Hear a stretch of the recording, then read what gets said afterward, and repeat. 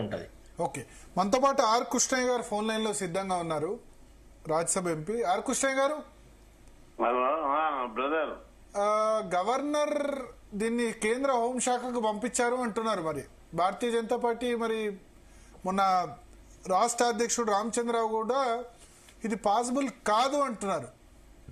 అంటే ఇప్పుడు ఉన్న ప్రొసీజర్ ప్రకారము, అంటే ఇతర రాష్ట్రాల్లో జరిగిన దాని ప్రకారం, అంటే మధ్యప్రదేశ్, మహారాష్ట్రలో అక్కడ ఈ రిజర్వేషన్ల విషయం వచ్చినప్పుడు 50% సీలింగ్ దావద్దని జడ్జిమెంట్ ఇచ్చిందని దాన్ని దృష్టి పెట్టుకుని రామచంద్రరావు గారు చెప్పుంటారు.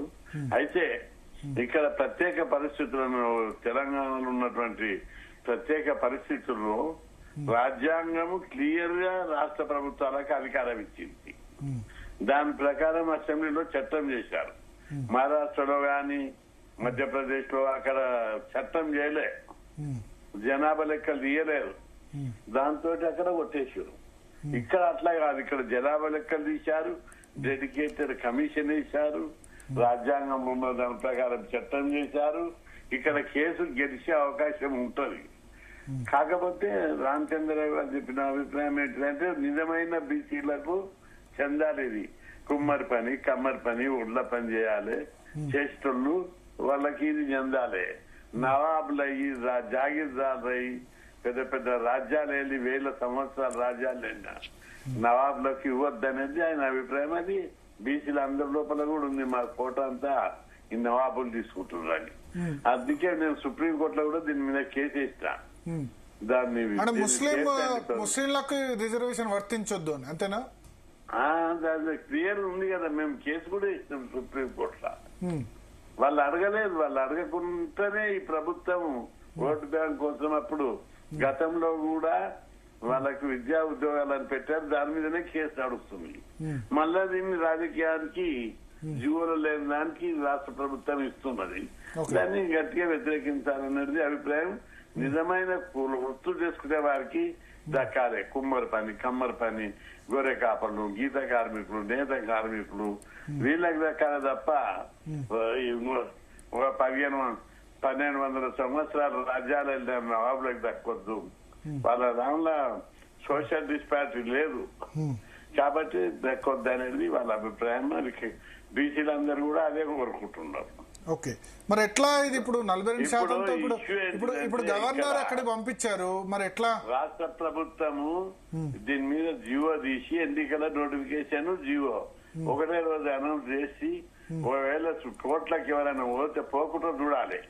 పోతే ఆ బలంగా అడ్వకేట్లను పెట్టి ఆర్గ్యూ చేస్తే 60%. ఇప్పుడు అది జీవో ఫస్ట్ ఆర్డినెన్స్ చేంజ్ చేయాలి కదా, పంచాయతీరాజ్ సవరణ చట్టాన్ని మార్చాలి కదా. ఎందుకంటే 10 సంవత్సరాల పాటు ఒకటే రిజర్వేషన్ పెట్టారు, 10 సంవత్సరాలు ఆ రిజర్వేషన్ చేంజ్ చేయాలంటే దాన్ని మార్చాలి కదా.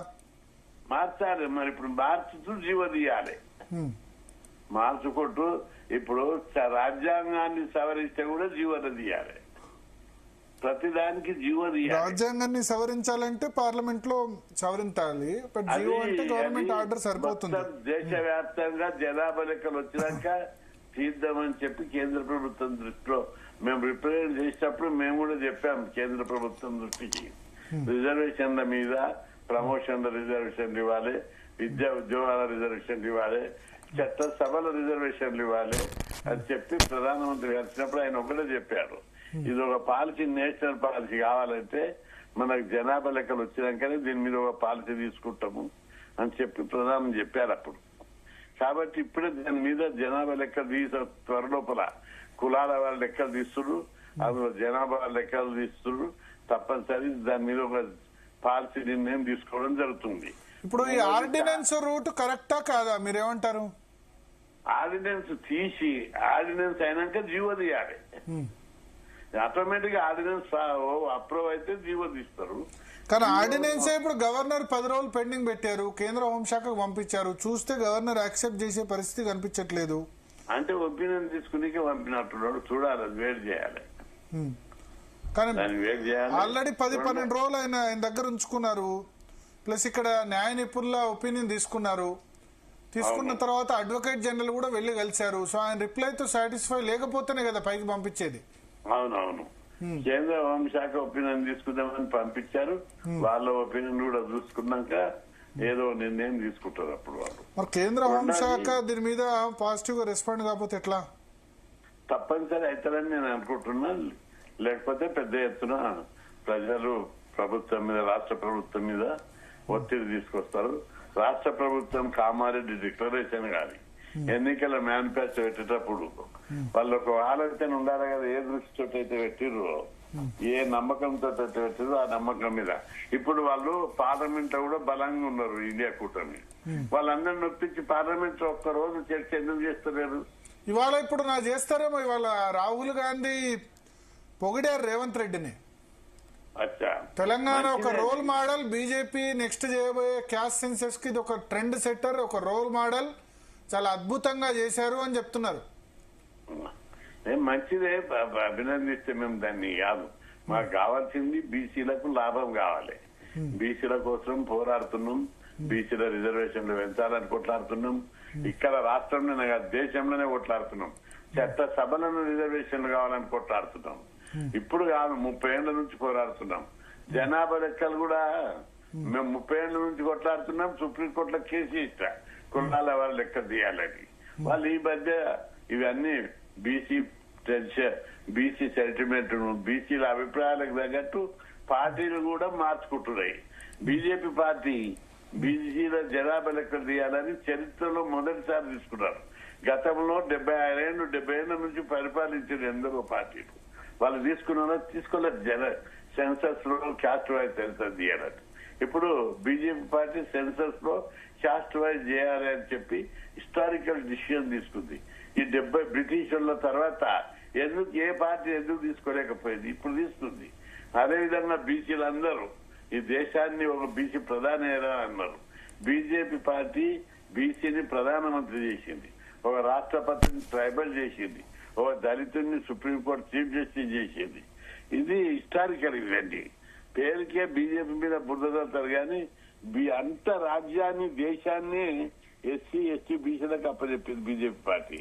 దీనికి జవాబు చెప్పమని 70 ఏళ్ళు ఎందుకు చేయలేకపోయారు? ఎవరు ప్రధానమంత్రి ఎందుకు చేయలేకపోయారు? ఓ గిరిజన మహిళను రాష్ట్రపతి చేసిన చరిత్ర ఉందా అని చెప్పి నేను ఈరోజు ప్రశ్నిస్తాను. కాబట్టి బీజేపీ పార్టీ ఒక పద్ధతి ప్రకారం పేద కులాలకు అధికారాన్ని అప్పచెప్తుంది. ప్రధానమంత్రి దృష్టి లోపల ఇది ఒకటే కాదు, కులాల లెక్కలు వచ్చినాక ఇంకా చాలా మౌలికమైన మార్పు కోసం కృషి చేస్తున్నారు. ఆ దిశగా బీజేపీ సమాజంలో గుణాత్మకమైన మౌలికమైన మార్పు కోసం ప్రయత్నం చేస్తుంది. దేశ సంపద అందుకే సర్వే, బీజేపీ ఫిలాసఫీ ఏంటిది? సర్వే జన సుఖినో భవంతు, లోకా సమస్త సుఖినో భవంతు. ప్రతి ఒక్కరు సుఖంగా ఉండాలి, సంతోషంగా ఉండాలి, ఎవరు కూడా ఈ దేశంలో బాధపడొద్దు అనేది బీజేపీ ఫిలాసఫీ. కాబట్టి ఇప్పుడు ఒకవేళ గవర్నర్ ది ఆర్డినెన్స్ ని యాక్సెప్ట్ చేయకుండా తిప్పి పంపితే మీరు ఏం చేస్తారు? అదే తిప్పి పంపినప్పుడు అడుగు చెప్తా. అప్పుడు అంటే నేను అనేది దానికి మీరు ఒప్పించే ప్రయత్నం చేస్తారా? ఒప్పించే ప్రయత్నం చేస్తూనే ఉన్నాం కదా. మా పోరాటం అంతా ఇన్ని రోజుల పోరాటమే. ఇప్పుడు ఈ పార్టీ బీసీలకు ఇస్తా అని చెప్పి ఒట్టిందన్నది. బీసీలను మేము ఉద్యమాలు చేసి ఒత్తిడి తెచ్చేపటికనే అన్ని పార్టీలు కూడా, ఇప్పుడు బీజేపీ పార్టీ కూడా అసెంబ్లీలో పార్టీ తరఫున వాళ్ళు మద్దతు ఇచ్చారు. అన్ని పార్టీలు మద్దతు ఇచ్చాయి. కాబట్టి దాదాపు అన్ని పార్టీలు కూడా బీసీ రిజర్వేషన్ల పెంపు విషయంలో ఎవరికి భిన్నాభిప్రాయాలు లేవు, ఉండవు కూడా. ఓకే. సో అంటే మీ ఉద్దేశంలో గవర్నర్ సరే న్యాయ సలహాకు పంపించారు, అంతకంటే ఎక్కువ ముందుకెళ్లరు, అంటే మోస్ట్లీ యాక్సెప్ట్ చేస్తారు. ఉన్నాయి అన్ని అంశాలను వీళ్ళు చేసినటువంటి దాని మీద అనేకమైనటువంటి అభిప్రాయాలు, భిన్న అభిప్రాయాలు పేపర్లు వచ్చాయి. కులాల వాళ్ళ లెక్కలు అప్పుడు ఇటు కోలేదని ఒకటి, వీళ్ళ లెక్కల లోపల అనేక జీవోలకు ఇక్కడ ఉన్న అంశాలకు, ఆర్డినెన్స్ ఉన్న అంశాలకు తేడా ఉన్నదని ఒక అభిప్రాయం. రకరకాల అభిప్రాయాలు ఉన్నాయి. కాబట్టి వాళ్ళు చాలా సూక్ష్మంగా, చాలా డీప్ గా అబ్జర్వ్ చేస్తున్నారు. సో మీ ఉద్దేశంలో ఇప్పుడు లోకల్ బాడీ ఎలక్షన్ 42% జరుగుతాయా, లేదా గతంలో ఉన్నట్టు 23% జరగాలి? ఎవరైనా బిచ్చమిస్తున్నా? అక్కది బీసీల అక్కది వచ్చే వరకు వదిలిపెట్టేది లేదు. ఎంత పెద్ద ఎత్తునైనా ఉద్యమాలు చేస్తాము, సాధిస్తామని హెచ్చరిస్తున్నాం. శరత్ గారు, ఆర్ కృష్ణ గారు చెప్పినట్టు జరుగుతాయా?